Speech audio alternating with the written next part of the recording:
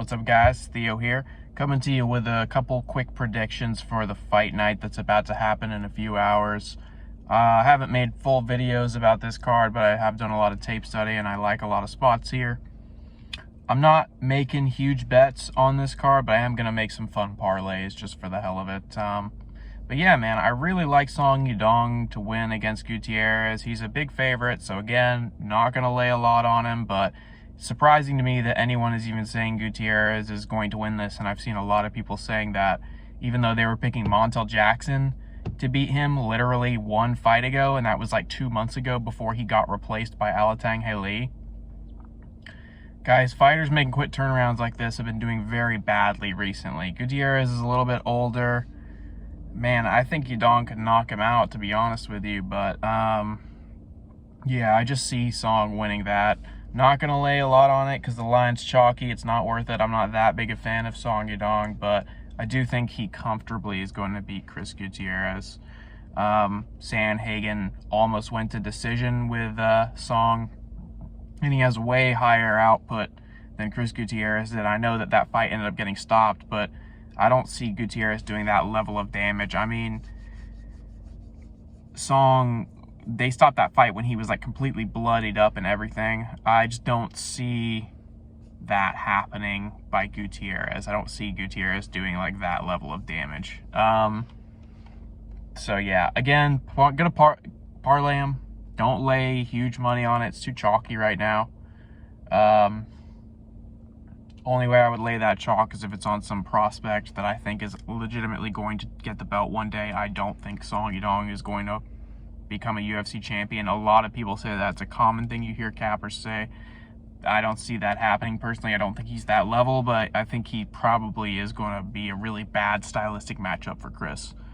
So yeah, love Tatsuro Taira. Man, that guy is crazy. His grappling is just like clean. His decision making is so good with the grappling, and he never panics. He gets himself into like tricky situations a lot, which is why I think a lot of people are betting against him with Hernandez.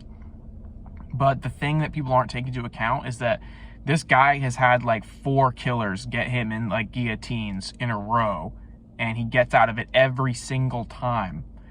When he fought Jesus Aguilar, I was telling people Jesus Aguilar was a plus 700 favorite, and I hedged him, and when he caught Tatsuro in that guillotine, I was in a Discord and I was watching professional gamblers panic about that, saying, why the fuck did I bet on Tatsuro Taira, da-da-da, and I was sitting comfy because I hedged plus 700 against Aguilar. I mean, you know, I felt pretty good in that first round about it. Obviously, my bet was on Tatsuro, but I was like, my hedge is about to cash. It's crazy that people, you know what I'm saying?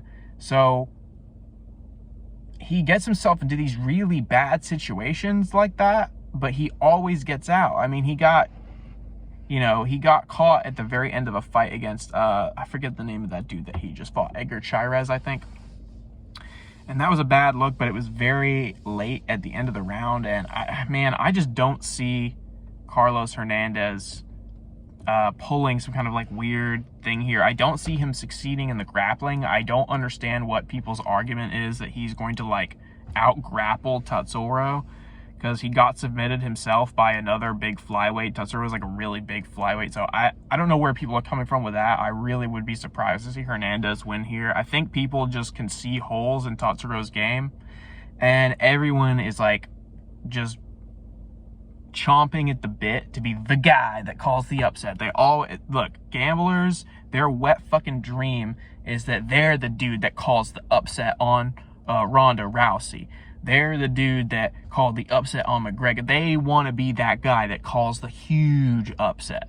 Like, you see it every single time because gamblers make their name off that type of shit. So whenever you get a big prospect like this, I've seen motherfuckers, really sharp dudes, pick against Sean O'Malley their entire fucking career. All right, I've seen everyone trying to pick. I saw people picking Raleigh Paiva against him. Christmas, it doesn't matter. Like, every time you have one of these hype trains, people are going to instinctively pick against them because they want that credit, and they're anxious about that guy being upset. So I get why a lot of people are betting against Tatsuro because he has a lot of holes in his game, but I think he is going to do okay here because Carlos Hernandez does not seem to really possess knockout power. From what I can tell, I mean, he gets people in bad positions and sometimes he's able to unload a lot of shots on him, but he's not like this crazy striker. He's not some crazy grappler. He got submitted by Alan Nascimento, and I can fucking tell you that Tatsuro's grappling looks a lot cleaner than Alan Nascimento's. Not that that guy's not a good grappler or anything, but like Taira has obvious, like, an obvious ground advantage against every single opponent he's faced so far. He's made them look foolish. Like, they get him in these guillotines, they think they're gonna be able to like pop him. He gets hit, he gets fucking knocked the fuck down and then grabs you. It's just like fighting quicksand with him, man. So I think a lot of people are just really eager to bet against him and make their name off derailing a hype train because they want to be like, I knew it. But I see him outclassing Carlos Hernandez. I'd be really surprised to see Hernandez get an upset here, although he himself is really good. And I think he could do well in the sport. I just don't see him as being on the same level as Tatsuro. So we'll see. I actually think Anthony Smith is going to have some success against Khalil Roundtree. I mean, it's fucking Khalil Roundtree, and people are acting like he's this, like, crazy knockout threat. Now, they're saying, like, because he knocked out Carl Roberson and Chris Dawkins, oh, he's this insane knockout. Round one, he's going to round one knock him out. I really fucking doubt that. I've been trying to fade Anthony Smith for a while, and he keeps proving me wrong time and time again. I picked Ryan Spann against him. I mean, he finds ways to win against, like, really skilled opponents because he has very high fight IQ. His body is kind of shot at this point, but guys, I mean, don't fucking bet on Khalil Roundtree. You will feel so fucking dumb if Khalil Roundtree shits the bed on this one and Smith submits him or ground and pounds him, which is what I think is going to happen. I think Anthony Smith's going to get him down, either sub him or TKO him on the ground with elbows or something like that. That's what I see happening. So, I mean, if you bet on Roundtree at minus, like, what, 325, fuck that, guys. He's going to shit the bed, I promise you. The dude's kind of weird. You can tell something's off about him. He's not going to fucking be some world-ending guy all of a sudden. He's on, like, a 5-fight win streak. He's due to shit the bed, guys. He's due to shit the bed. Don't bet on Khalil Roundtree, for fuck's sake. If you're going to bet that fight, bet on Smith or don't bet on it at all. God damn. Yeah, I think Anthony Smith is going to beat him.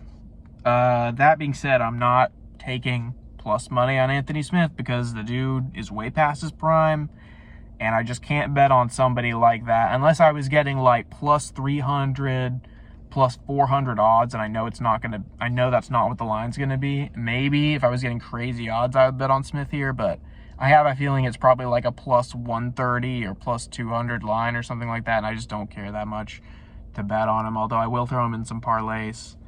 Yeah, I think there's going to be some bed shitters this card, man. I'm going to tell you that right now. Nasrat, he could easily get knocked out. He sucks.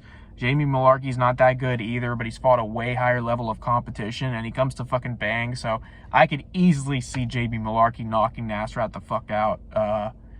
Yeah, man, I like Talita Alenkar. I think that she could outwork Ryan Dos Santos, but a lot of people seem to be picking Ryan, even though Talita is like one of the most...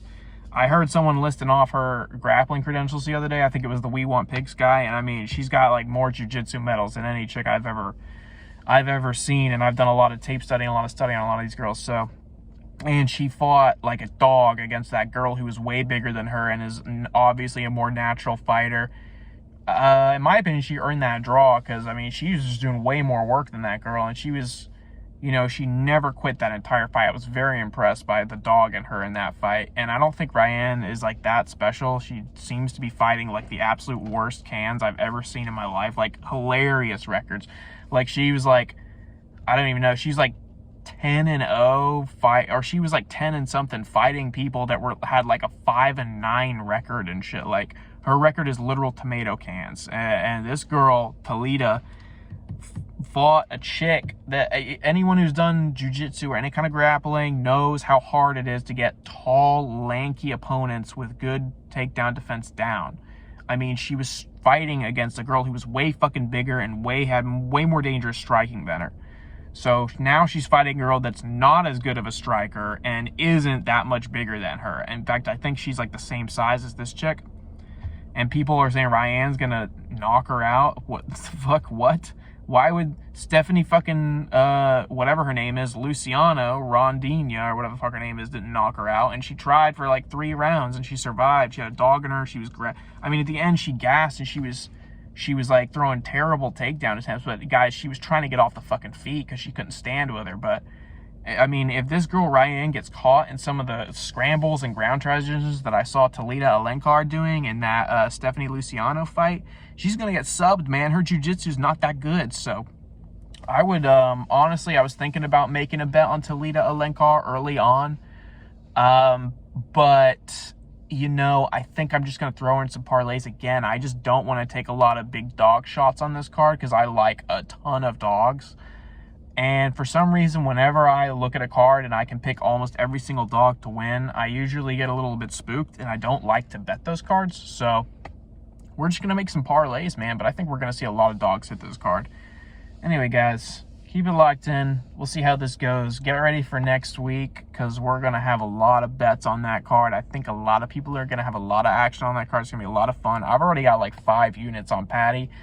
I went with more units down on him, even though I said I wasn't going to because I thought the fight would get canceled. It still might, but I went ahead and added 3 more units because they dropped the line down to like the -200s from the -300s on Bovada. So I'm loading up on Patty because I think he's going to finish Tony Ferguson. And we'll get more into that next week. I'll have like more videos about more of those fights. But yeah, later, guys. Good luck on this card.